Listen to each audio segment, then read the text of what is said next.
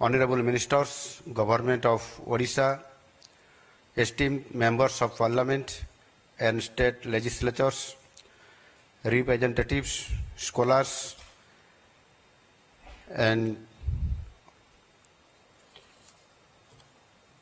Secretary General Lok Sabha Sri Utpal Kumar Singh, Secretary General Rajya Sabha Sri Pramod Kumar Modi, Secretary Odisha Legislative Assembly Sri Satyavrata Raut, media friends and all fellow citizens. Odisha की पवित्र भूमि भगवान जगन्नाथ की धाम में आपका स्वागत है। ओडिशा के मुख्यमंत्री और ओडिशा की आदिवासी समुदाय का गर्वित सदस्य होने के नाते इस प्रतिष्ठित सभा को संबोधित करना मेरे लिए अत्यंत सम्मान की विषय है।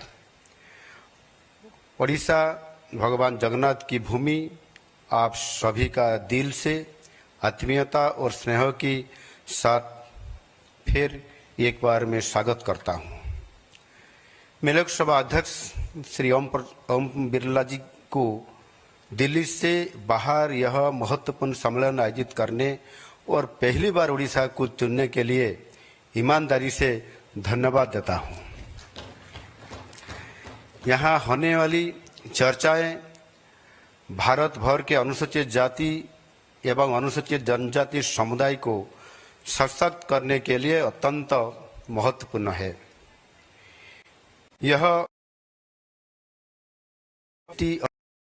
और वर्ग कल्याण की समितियों में सदस्य और अध्यक्ष के रूप में सेवा की है। ओडिशा के आदिवासी नेता केंद्रीय मंत्री श्री जुएल ओराम जी भी आज हमारे साथ उपस्थित हैं। हम मिलकर ओडिशा के एससी और एसटी समुदाय की आकांक्षाओं का प्रतिनिधित्व करते हैं, जो हमारी जनसंख्या का 40% उड़ीसा में और उसमें से 23% एसटी और 17% एससी हैं। ओडिशा के विकास के केंद्र में एससी और एसटी का उत्थान है। केवल 2 दिन पहले मैंने हमारा लोकसभा भवन के मेरा कार्यालय पर आने हुए थे, एक दिदाई समुदाय की एक पीवीटीजी आदिवासी लड़की से मुलाकात की, जो नीट एग्जाम उत्तीर्ण कर अपनी समुदाय से पहली डॉक्टर बनी। हमारा आज अच्छा है, कल और भी बेहतर होगा, निश्चित रूप से जरूर ही होगा। आज हमारा देश एक महत्वपूर्ण कालखंड से गुजर रहा है। देश हर एक दिशा में आगे बढ़ रहा है।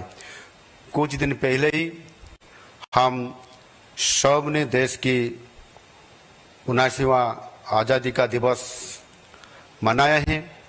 हमारी आज़ादी के साथ ही हमारा भविष्य जुड़ा हुआ है।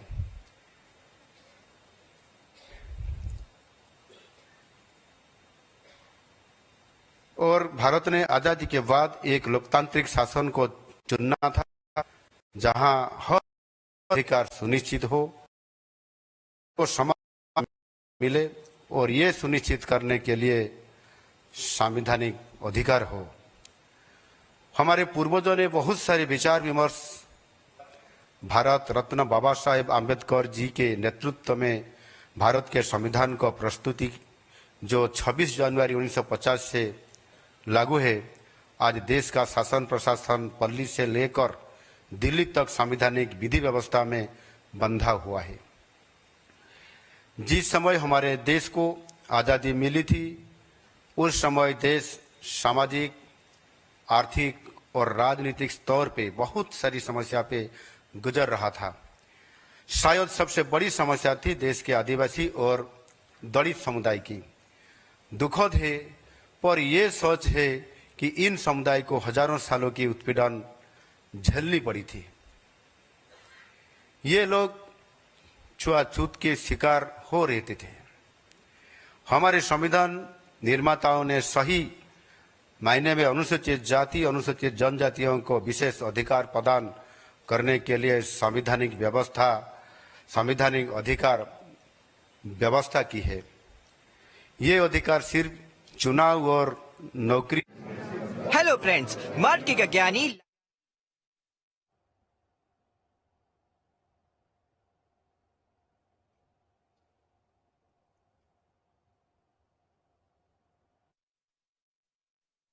तेज लोकसभा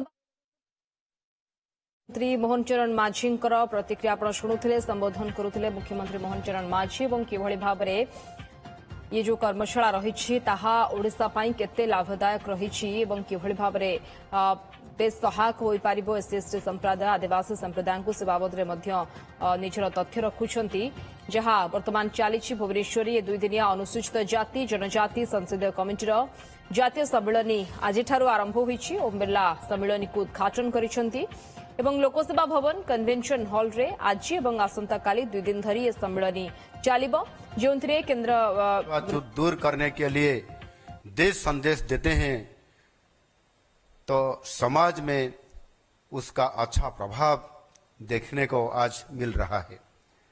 संविधान के प्रावधान और माननीय मोदी जी के दिशा निर्देश के अनुसार ओडिशा में हमारी सरकार अनुसूचित जाति और अनुसूचित जनजाति वर्गों के कल्याण के लिए कार्यरत है।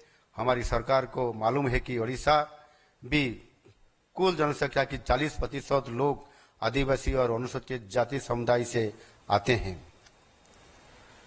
लगभग राज्य 1/4 अर्थात 24% सिर्फ जनजाति है। जब तक इस समुदाय का विकास नहीं होगा तब तक राज्य का विकास सही मायने में नहीं हो सकता।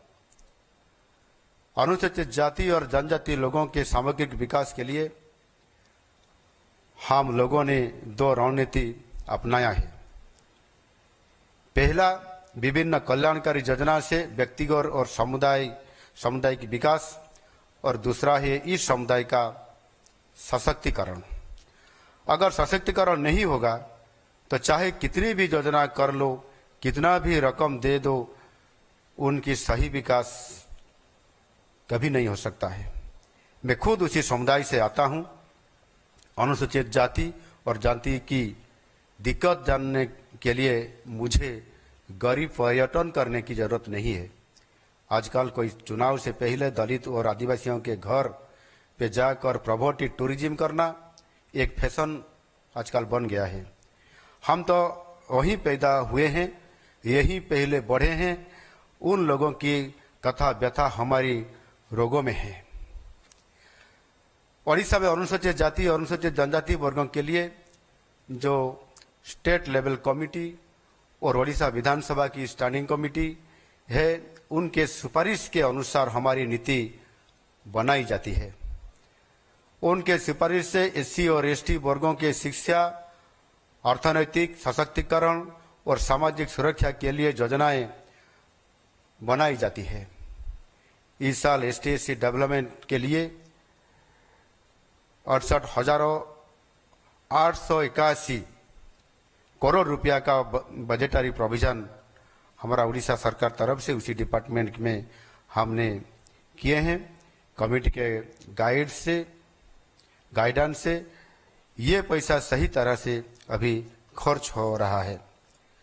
हमारा पीबीटीजी या विशेष अनुन्नत जनजाति वर्गों के शिक्षा स्वास्थ्य के ऊपर यह कमेटी ज्यादा जोर दे रही है।